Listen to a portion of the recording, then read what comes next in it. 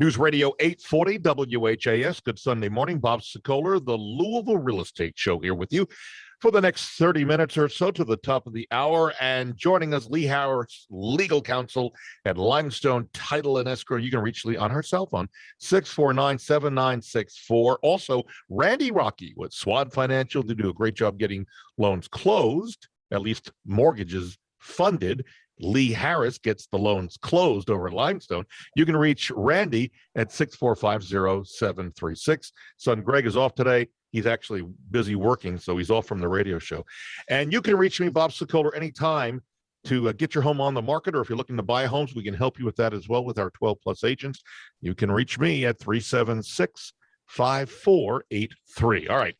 In the news, we start with Randy on the financial side. Mortgage rates continued an upward run towards 5% this past week after the Federal Reserve Chairman Jerome Powell acknowledged that the invasion of Ukraine and COVID-related supply disruptions could drive inflation beyond the Fed's previous forecasts.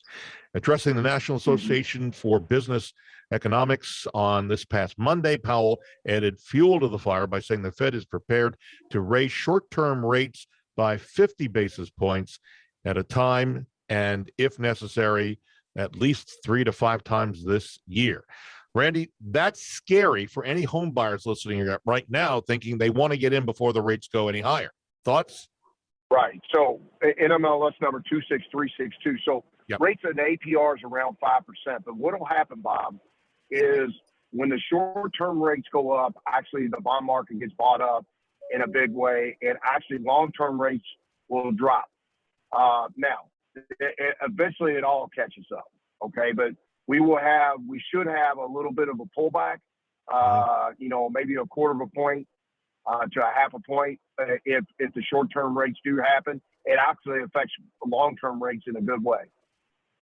Okay, if you say so. The other report that I saw on Wednesday of this past week, CNBC reporting mortgage applications have plunged, which is a concern because for anyone who does loans like Swan, it's just slowing things down in terms of the supply chain. It's going to be a bloodbath within the next 60 to 90 days. Eddie and I both predicted that this year, the first 6 months, there's going to be, I'd say, 50% of the mortgage companies will be laying off 50% of their staff. Wow. From 2021. It's really sad, and it's already happened in a big way. A lot of big companies doing it. There's going to be a lot of small companies go out, and you really got to dot your I's and cross your T's and watch everything, because it's a very interesting time to be in the mortgage business. Okay, well, we'll let that go for now, but just for the alert for all of our listeners, if you are a buyer, keep an eye. Homes are coming on the market faster than you might think. And if you are a seller, get ready. It's time to sell that house, and you can reach me and we can help you get things going. I'll give you the number in a little bit. First, let's go over to Lee Harris. Yes. Over at Limestone Title. Gloria, we're doing our COVID shows, and what that means, basically, it's a very simple premise. We record the shows using Zoom, then we upload them. In addition to being on 840 WHAS, you can also see them at LouisvilleAnswers.com. That's the video version of our show, LouisvilleAnswers.com, and you'll be able to review what we're about to tell you in depth.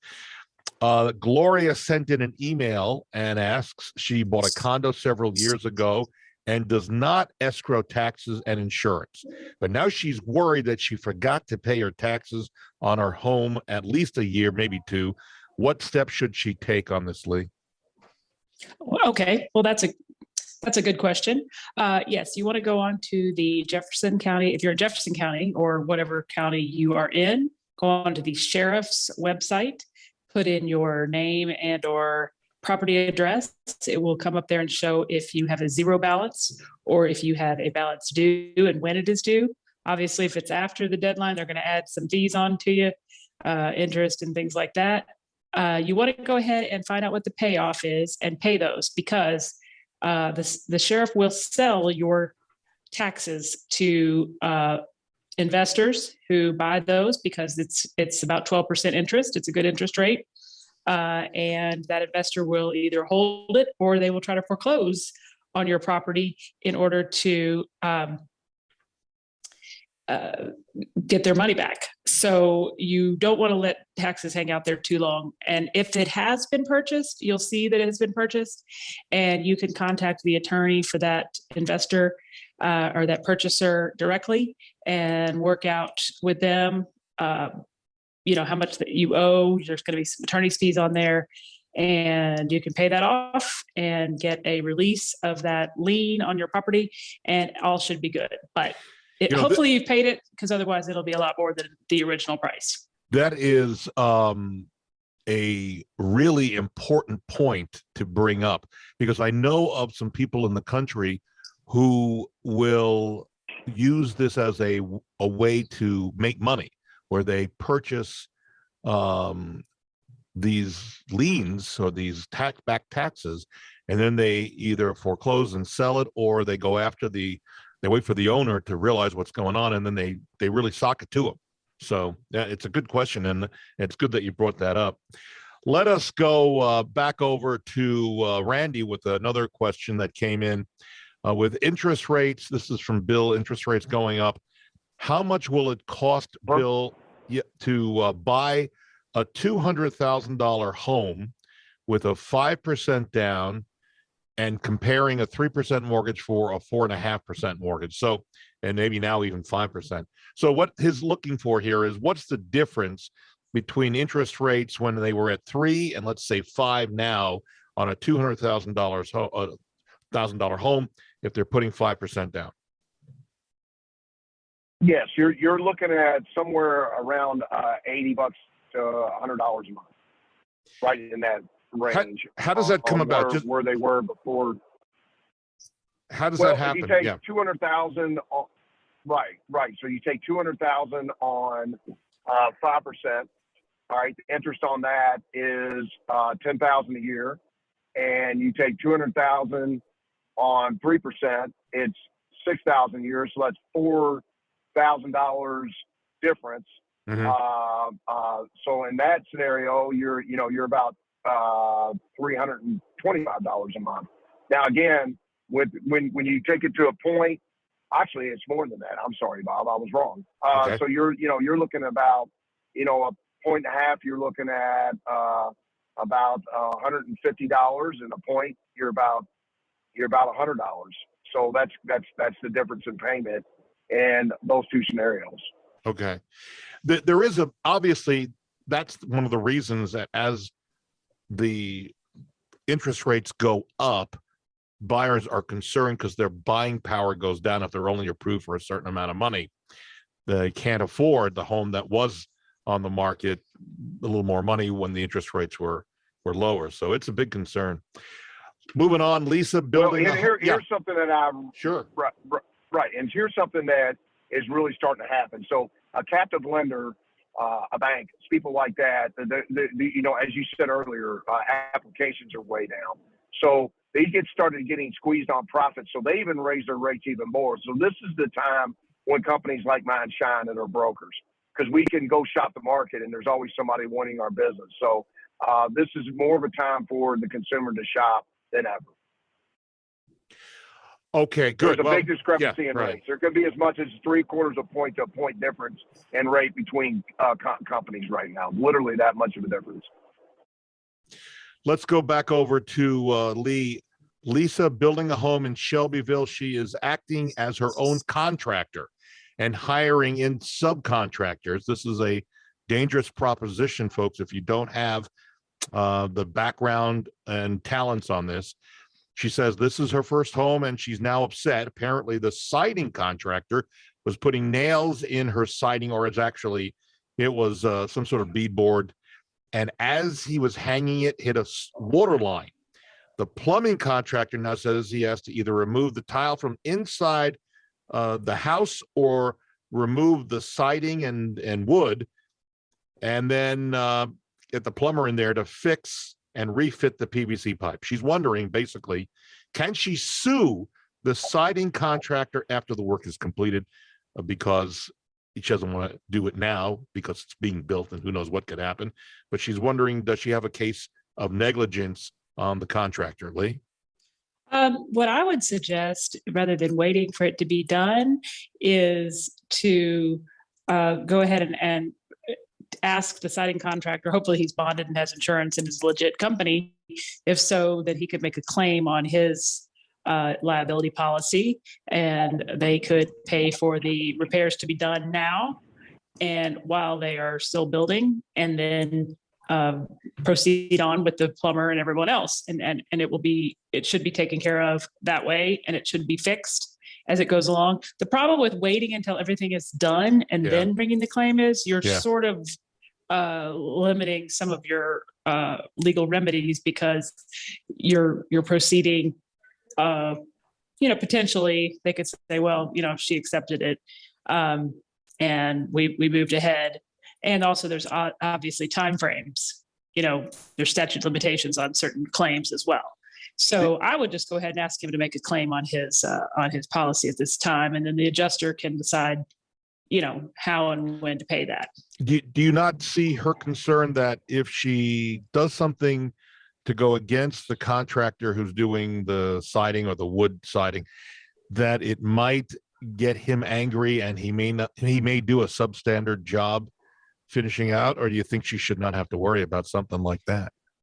Sure. I mean, I think if he does do that, then she's got even a better claim against him. So it wouldn't be a wise business choice on his part to do that, because if he then retaliates by putting the siding in negligently and it causes future problems down the line, he's just, adding insult to injury and causing himself more monetary damages. But it's certainly that is a possibility.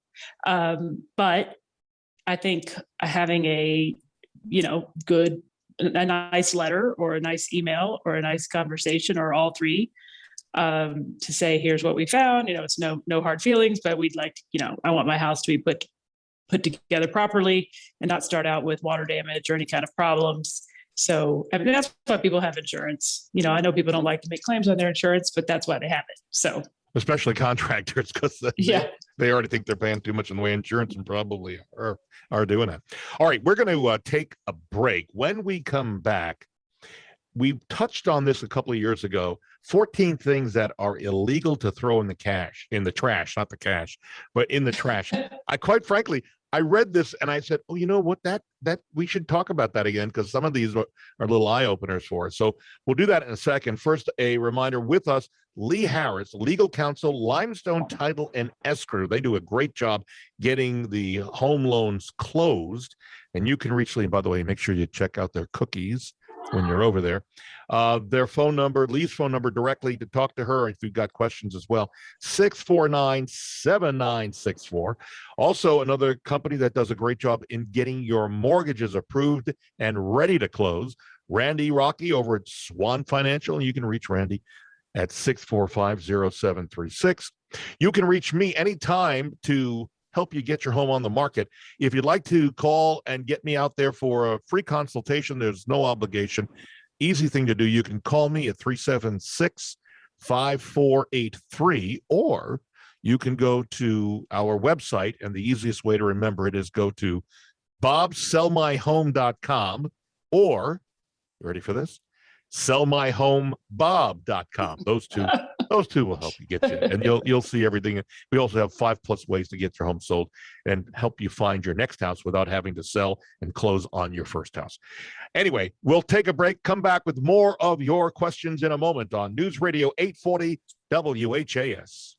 News Radio 840 WHAS, Bob Sokoler, Louisville Real Estate Show, here till the top of the hour. With us, Lee Harris, legal counsel, Limestone Title and Escrow at 649-7964. Randy Rocky, Swan Financial at 645-0736. And you can reach me to help you get your home on the market. Or if you're going to buy a home, we've got 12+ agents to help you. 376-5483 is my direct number. And thank you so much, Barbara Corcoran, who is a mentor and a friend, and we appreciate her knowledge and helping us all the time. All right, so 14 things illegal to throw in the trash. So I'm going to go through these fast, but you may say to yourself, folks, holy smokes, I've been doing that. I should not have been doing that.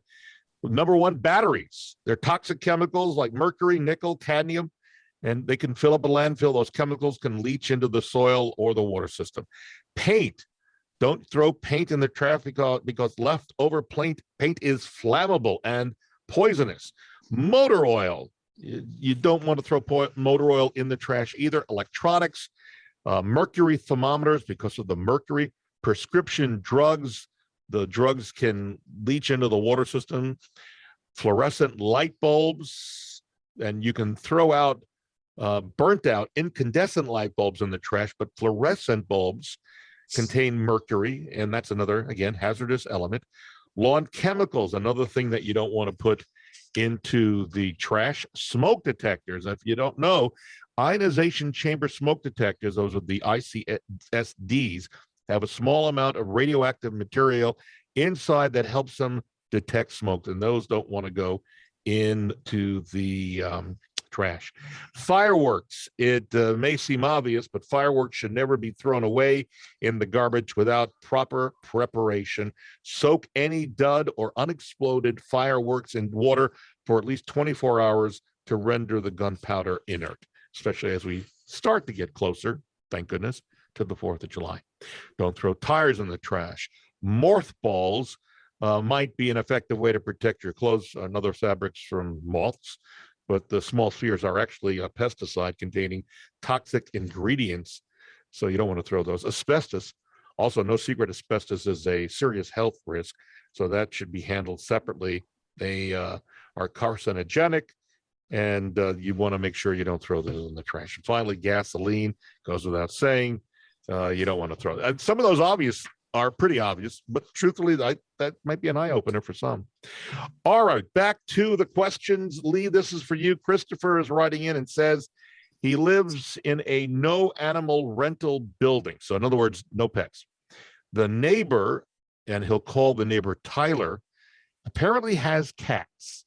Another neighbor down the hall mentioned that Tyler told her that cats are service animals, or was a service animal, and are allowed in the building. Now, Christopher says that sounds strange. What are your thoughts, and what can be done? Okay. Yes. So a landlord or an owner can have a no pet policy. They cannot have a no service animal policy, because service animals under the law are not pets. So that's the first issue. Is it really a service animal? If so, there has to be some type of, number one, therapeutic relationship between Tyler, the neighbor who owns the cats, and his therapist or social worker or psychiatrist or psychologist or someone who's in that field who says, in their professional opinion, that he needs a service animal. And then that service animal would have to be registered as such. And then he would be allowed to have the animal if he has all of the necessary requirements by statute. If he doesn't, then it's just a pet, and he's trying to, sneak one in. Yeah. And the neighbor can let the landlord know, and then the landlord can ask for proof of these items, such as the therapeutic relationship and the disability that the person has, and the registration for this animal and the need for this animal. And if they don't have it, I mean, I don't know how often this has happened, but the legislature did pass a fine for people who are trying to fake a service animal, because certainly there are people who need them, and the people who run the fair housing laws did not want discrimination against those who need it. Yeah. Right. Yeah. Exactly. So is that just in Kentucky, Lee, or is that in Indiana as well? Do you know that? Well, there's federal fair housing laws and there's state fair housing laws. So they're pretty much the same. I was thinking about the fine that was passed by the legislature. I don't think that Indiana, as far as I know, doesn't have the same fine. The fine is $1,000, by the way. So it's pretty steep if somebody is faking, paperwork. You can get anything off the internet, Yeah. So you could have a service dog that has papers, but hasn't ever been to a minute of training or, anything like that. And I've seen a lot of things, peacocks and, ferrets and lizards. It doesn't have to be a dog or a cat, but there's a lot of animals out there that people want to have. I know the airlines cracked down. There were a lot of people who were using the service dog, and you can go online, Google service dogs, and there are companies that will send you patches and certificates. But I know the airlines cracked down because that was being abused and taken advantage of. And didn't I hear at one point someone tried to put a horse on the plane or something, like miniature horse?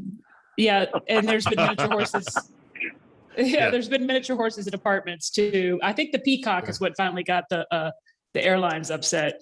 Is when the person brought their peacock on board. Oh my goodness!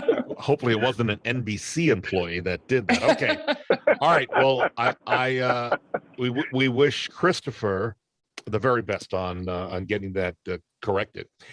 Randy, this is going over to you. Mike emailed in this question. He wants to build, but he's worried about where are the interest rates going to be in 6 to 8 months when the construction of the house he wants to build is completed. And he's wondering, how does he protect himself against rates going up in his mortgage? Can you give us kind of a primer on what happens for anybody who's thinking about building and how the locking in works for mortgages? Yeah, yes, what we could do is I can lock them in, for 210 days, 240 days. So we can go ahead and protect that. That is an option. There are some lenders that do it, not many. We're one of them that does. And if the building goes past whatever the lock is, say it's 210 days, what protection does Mike have at that point about seeing his interest rates go up?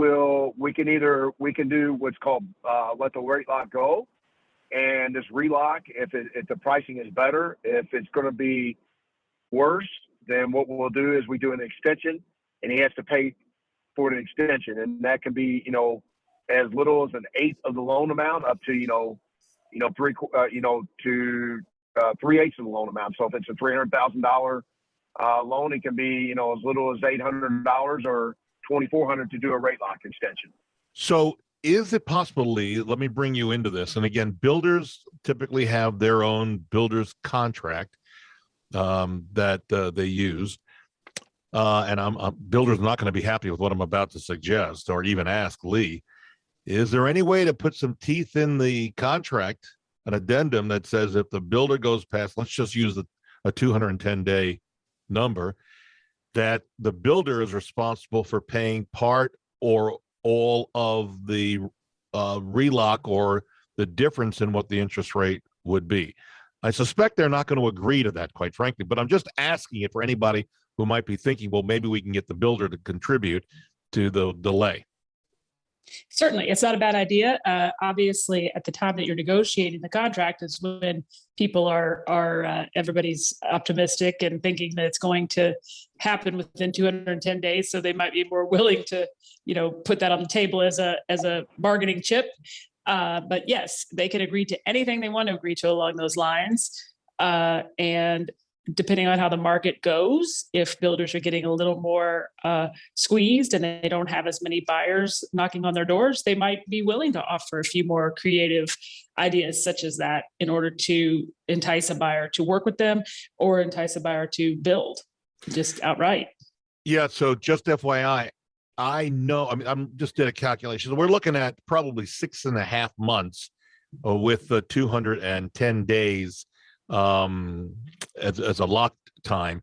And I know that builders are very concerned, in talking to the numbers of builders that we work with, that the problem is not them, but it's the supply chain because of COVID and things have slowed down. So they may not be the ones to point the finger at, but I'm sure a builder doesn't want to be left holding the bag that the problem is the home won't be ready in 210 days. Their suppliers are not supplying them an efficient time frame, and yet they're going to have to pay an extra lock fee. So I get that loud and clear, folks, and builders. I get that. I'm just trying to find out. I want to make sure that the buyers of new construction are aware that there are problems that you're going to face as you move forward in new construction. So at least Randy, and we'll give Randy's number out in just a couple of seconds here as we wrap things up. but at least Swan is able to lock you in on a construction loan that is 210 or maybe a little bit longer down the road. And there used to be a time before COVID that building would be a no-brainer for some builders to get it done in 6 months. But Randy, if it goes longer than 210, what's the longest cast you can go with a construction loan? You mentioned 210. Could you do 250 or 260? Well, the construction loan will be done by the construction company. We just lock in for the permanent financing. I mean, they're construction loans. They get done, either the builder has or what have you. So to answer your question, though, what they do is we cannot lock in, for another 90 to 120 days if it makes sense. It gets pretty expensive, but maybe it's better than where the rates are currently. If the rates are good currently, then we'll just go ahead and let the lock expire and go with the current rate.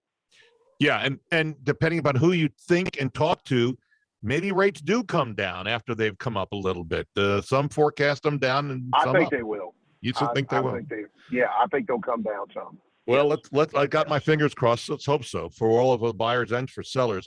We're wrapping up. Our thanks to Randy Rocky, Swan Financial. You can reach Randy anytime at 645-0736. They do a great job getting the loans to closing table. And Lee Harris, legal counsel, Limestone Title and Escrow, and they do a great job getting the loans closed. And you can reach Lee at 649-7964. And if you're looking to get your home on the market in the next couple of months or even years, feel free, reach out to me, Bob at WeSellLouisville.com, or go to bobsellmyhome.com or sellmyhomebob.com, or you can call me at 376-5483, and I'll come out. We'll talk and come up with a plan. It's no cost and no obligation whatsoever. Again, we hope that you're ready to go, and we'll find you the next house. All right, we are out of time. My thanks to everybody. We'll see you next Sunday right here on News Radio 840 WHAS.